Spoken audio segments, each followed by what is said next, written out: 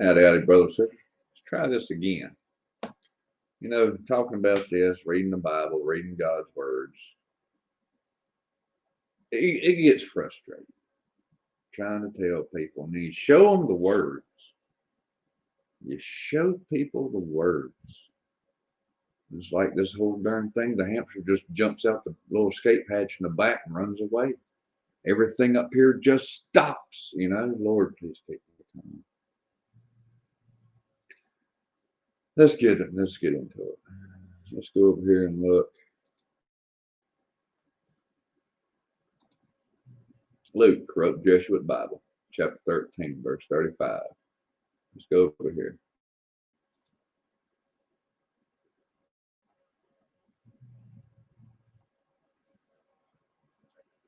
Let's pay attention. That's it. Yeah. These two verses right here. O Jerusalem, which killest the prophets and stonest them that are sent unto thee, how often would I have gathered thy children together, as a hen doth gather her brood under her wings, and ye would not. Behold, your house is left desolate unto you. And verily I say unto you, ye shall not see me until the time come when ye shall say, Blessed is he that cometh in the name of the Lord. Now, if you notice up here, you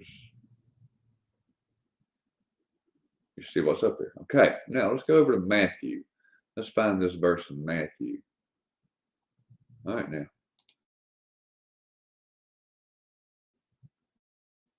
There we go. Oh, there's one verse, but it's a single verse. O Jerusalem, Jerusalem, thou that killest the prophets and stonest them which are sent unto thee. How often would I have gathered thy children together, even as a hen gathereth her chickens under her wings, and ye would not? Behold, your house is left desolate unto you desolate.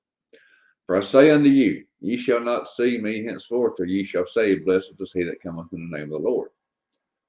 So there's three verses there. All right. We can coincide them three verses with these two verses. Same thing. All right, now, again, scroll up. Then we go over here in Matthew. There's them two verses. Now look at all this. Look at all this. Look at all this. And all this. And all this. And all this. And all that. Now, chapter 23, Luke, Matthew, corrupt Jesuit version. Chapter 23. Now, he's condemning the Pharisees. Now, let's go on down here a second.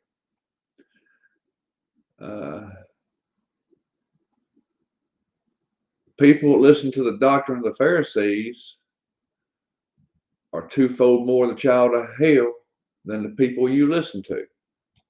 Pharisee of Pharisees. Woe to you, blind guides! Whosoever shall swear by the temple, it is nothing. But whosoever shall swear by the gold of the temple, he is a debtor. Okay, let's break this down into what Saul of Tarsus would say. The gift of salvation, that is the gold. So you're a debtor to the gold. But the law of God, which is Jesus Christ, that is the temple. And that is nothing. That's what God's saying. Whosoever shall swear by the temple is nothing. But whosoever shall swear by the gold is a debtor. The gold is the gift. What is the gift, Saulistas? What is the gift? Eternal salvation for all who believe without obeying the law of God. The law of God is the temple, folks.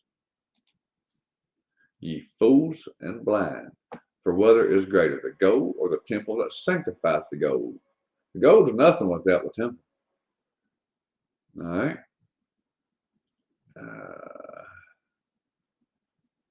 Hypocrite, you pay tithes. Saul was getting them to pay. All right, now listen. Woe unto you, scribes and Pharisees, hypocrites, for ye pay tithe of mint and anise and cumin, and have omitted the weightier matters of the law, judgment, mercy, and faith. These ought ye to have done, and not leave the other undone. Well, there's faith, yeah, but it's last. It's last.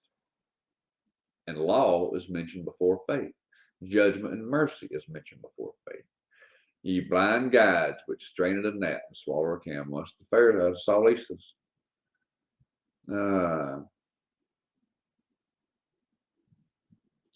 Okay. Woe unto you, scribes and Pharisees, hypocrites, because ye build the tombs of the prophets and garnish the sepulchres of the righteous. And say, if we had been in the days of our fathers, we would not have been partakers with them in the blood of the prophets. Wherefore ye be witnesses unto yourselves that ye are the children which killed the prophets. Fill ye up then the measures of your fathers, ye serpents, ye generation of vipers. How can ye escape damnation from hell? He just told Saul of Tarsus, you're not going to escape damnation from hell. He's talking to the Pharisees, folks. The same Pharisee that says the gift is much better than the altar that sanctifies the gift.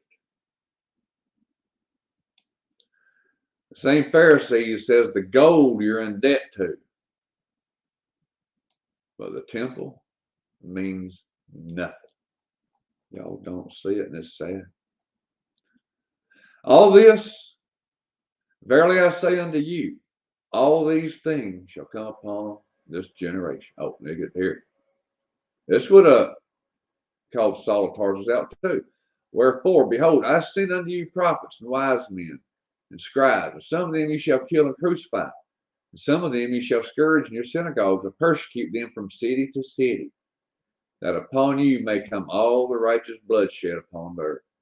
From the blood of righteous Abel unto the blood of Zacharias, son of Barachias, whom ye slew between the temple and the altar. Verily say unto you, all these things shall come upon this generation. And if we go to the Baptist church and the church doctrine, what is this generation spoken about?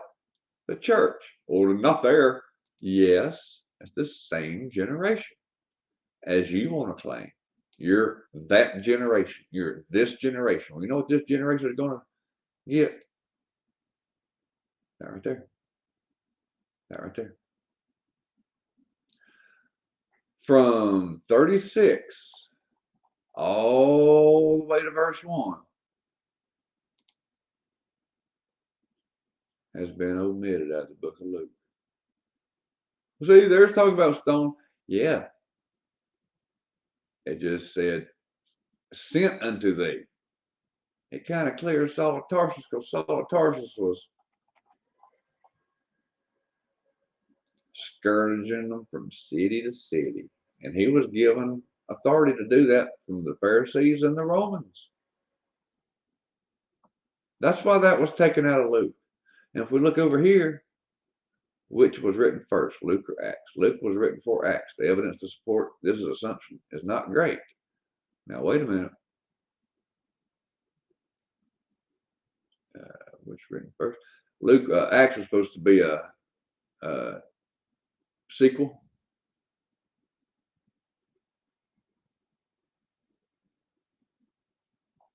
The book of Acts was a sequel to the Gospels. Oh, this might be right here.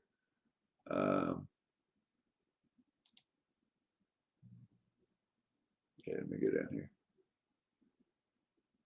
I think the same one. Anyway, Luke was written before Acts. Evidence for this is not great. Well, we saw another. Now, Luke, how the charges against Saul framed Luke's purpose. In summary, with Saul on trial, Christianity is on trial. Luke probably seeks to exonerate Saul because he is a dear friend. And you wonder why all the condemnation and a guaranteed trip to hell was omitted out of the book of Luke. This ain't the first time it's happened. Not the first time Luke did that. And the Lord said there's many antichrists. Luke was helping Saul. Yeah, he's in the first four, and he is speaking what the Lord said, but he's leaving a lot out. The Bible's been tempered with, folks. You KJVers, that's your idol. That is your idol. Moses Law people, you might want to figure out what the Lord's talking about. But Luke was protecting Saul of Tarsus. There were many antichrists. Does that disqualify Luke? No. Would you read Luke? Put it with the two people that God walked with, Matthew and John. John has a different perspective. Matthew, Mark, and Luke. They pretty much coincide except for what Luke omitted to help his buddy. Well, it looks like to me. God bless.